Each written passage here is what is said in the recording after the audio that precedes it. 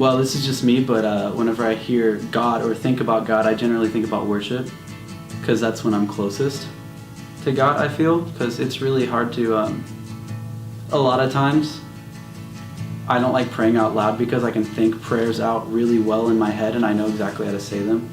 And then whenever I go to say it out loud, I just become speechless because I'm really insecure with a lot of things about myself. Mm-hmm. So I generally just pray in my head. Like, I often get a bit annoyed or just think it's kind of silly when people like talk about any faith-based belief or anything that doesn't like have evidence behind it. But it's just kind of hard for me to wrap my head around things that aren't demonstrable. What do I think about when people mention God? I think it depends on the context, because I mean, it's kind of heartbreaking when I know that people I love don't believe in the same God that I do, but it also can be a good thing because I know that people are questioning it and that maybe I could be there to help them find themselves closer to God. My first thing is, are they talking about the lowercase g God or the uppercase G God? Are they talking about God the Father or some little statue there? You know what I mean? Mm-hmm.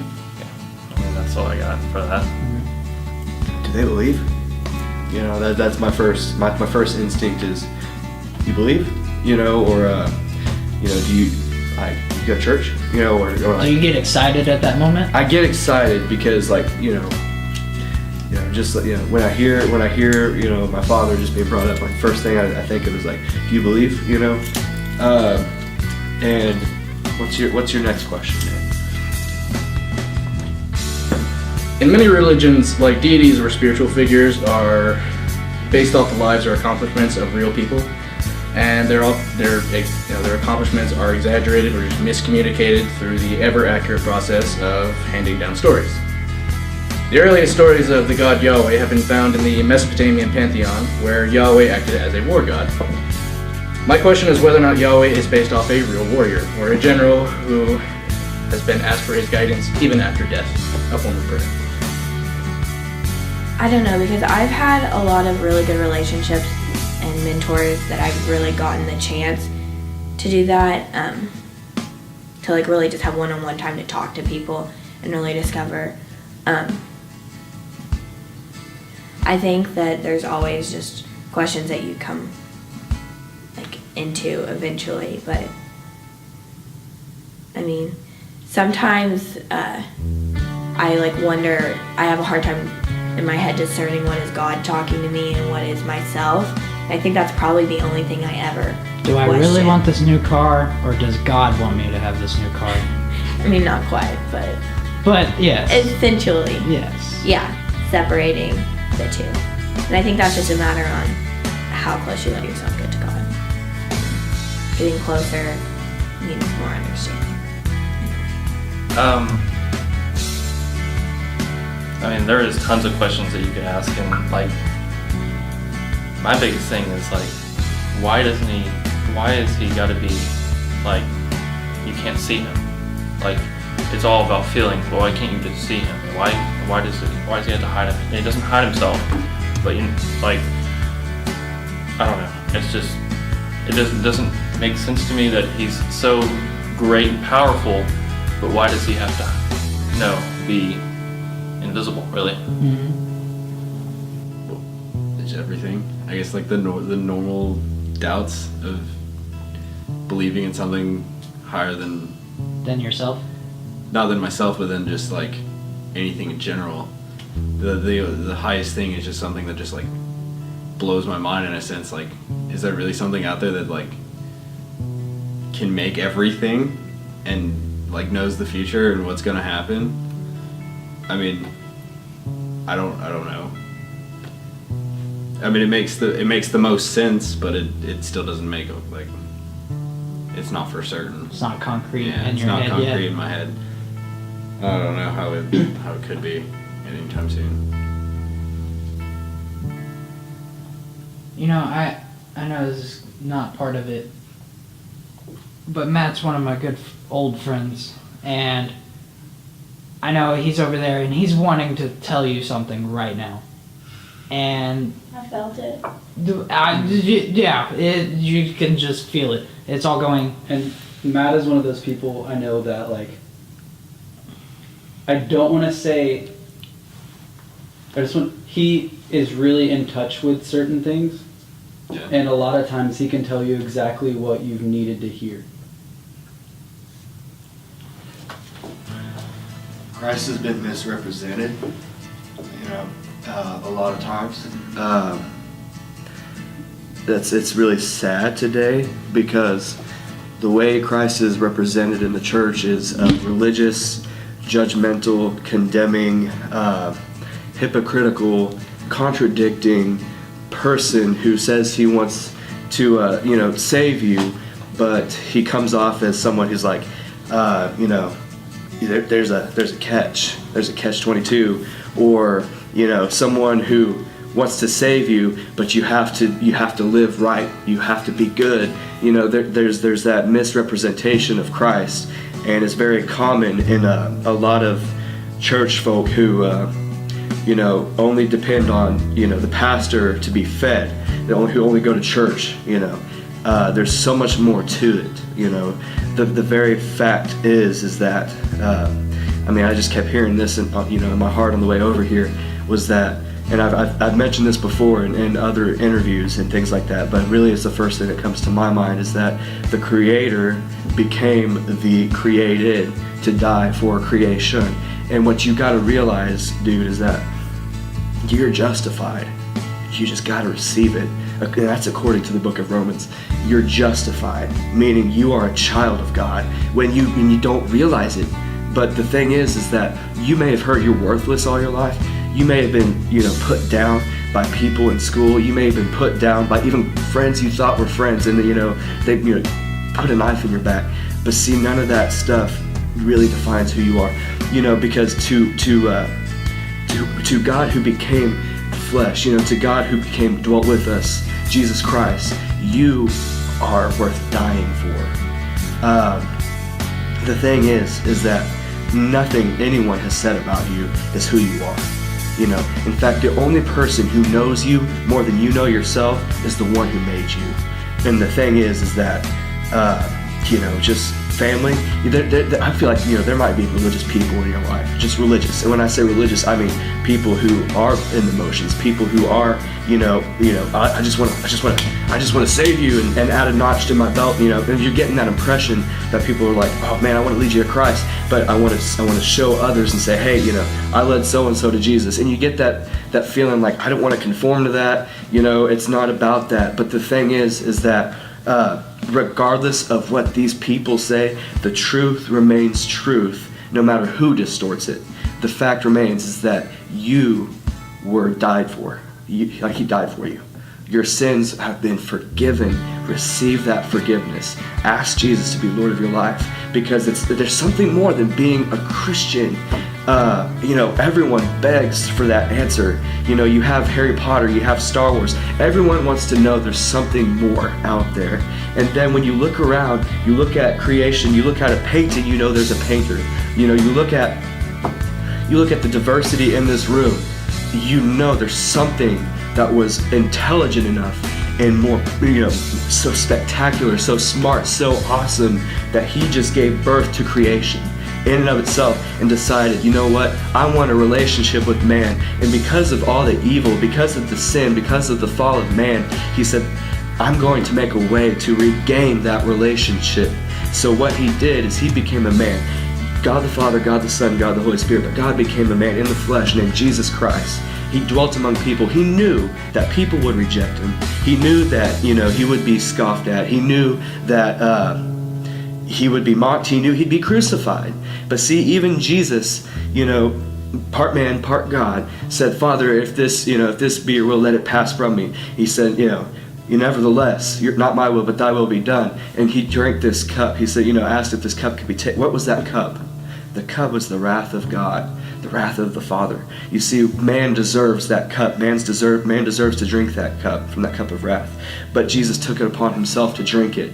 Now, see, that being said, I'm sure you've questioned eternity. We all do. We all have at one point or another. We've questioned, what is after death and everything like that. But see, you find out life when you die. Well, I mean, like, just like, my first instinct when I hear, God is, do you believe? Is that,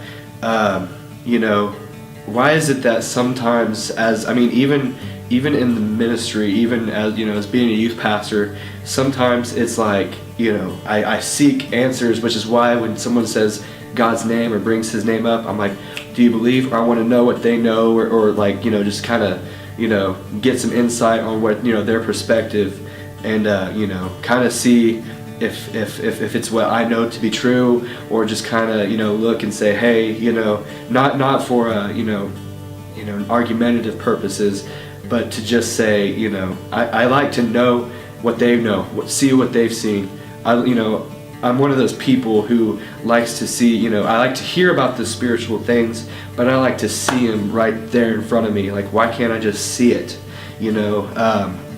Just like, why is it that whenever I've prayed over people and for healing, and they're still injured, they're still sick, but then sometimes I've prayed over people and I've actually got to watch miracles happen. Why isn't it all the time? Why is it that my faith is allowed to be under attack 24/7? And then it's just, I'm reminded that sometimes my faith is allowed to be tried to strengthen it, but in all honesty, I don't even understand that 100%.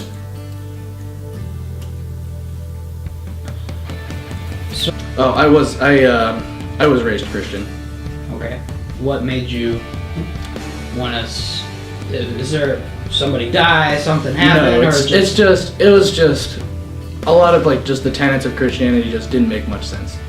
Like, and it often just felt like a matter of pretend.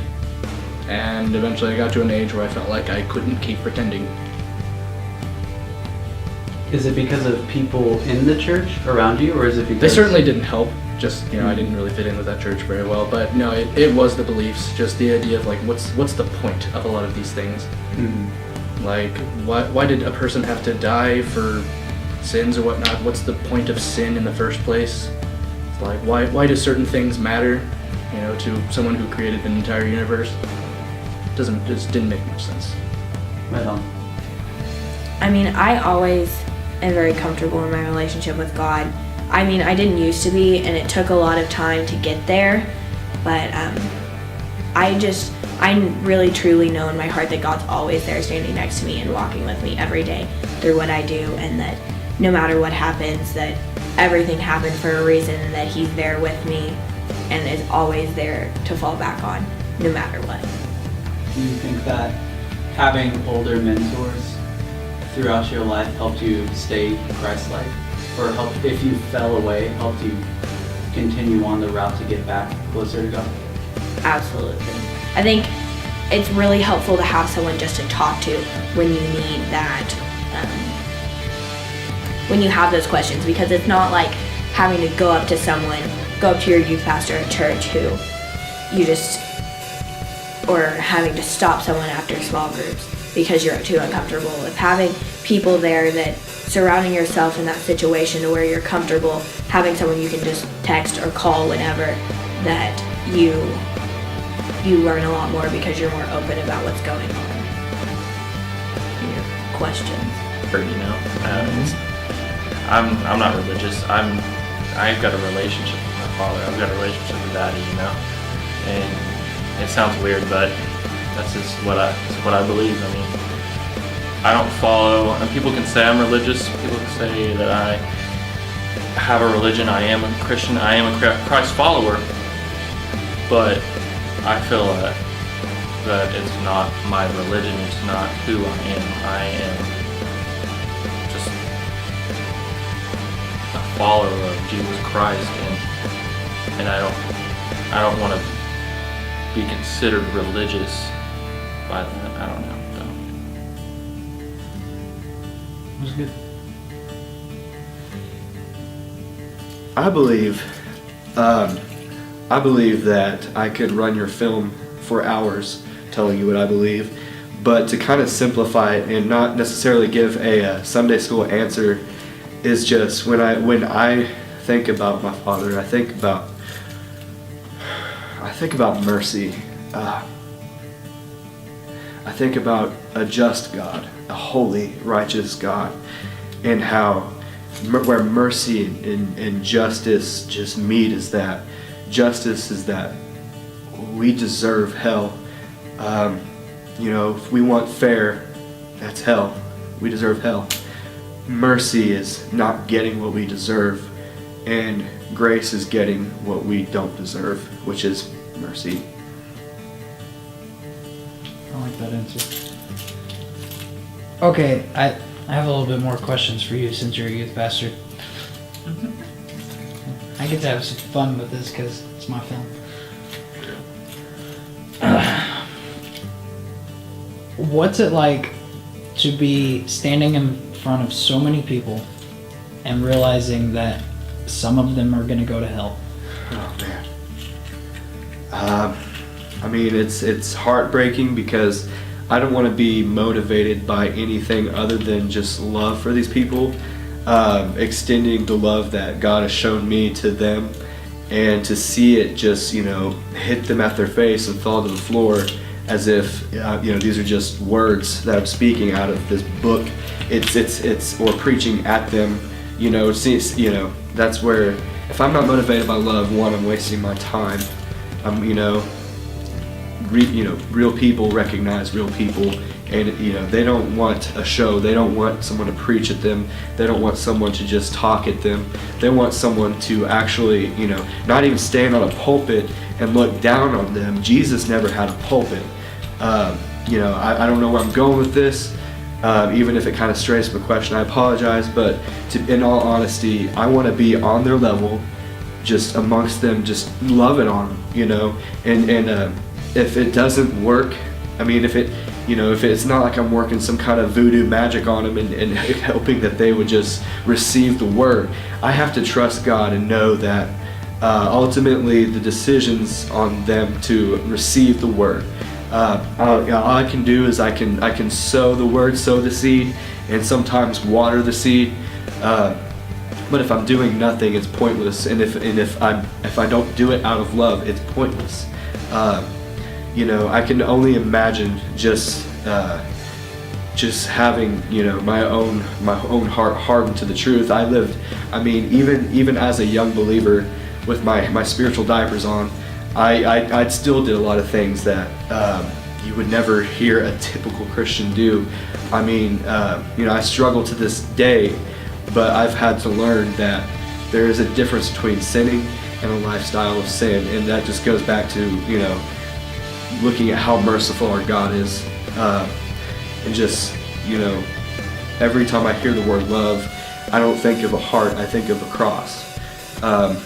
As cliche as that sounds, that's the symbol of love. That's the symbol of salvation, and it changed your life.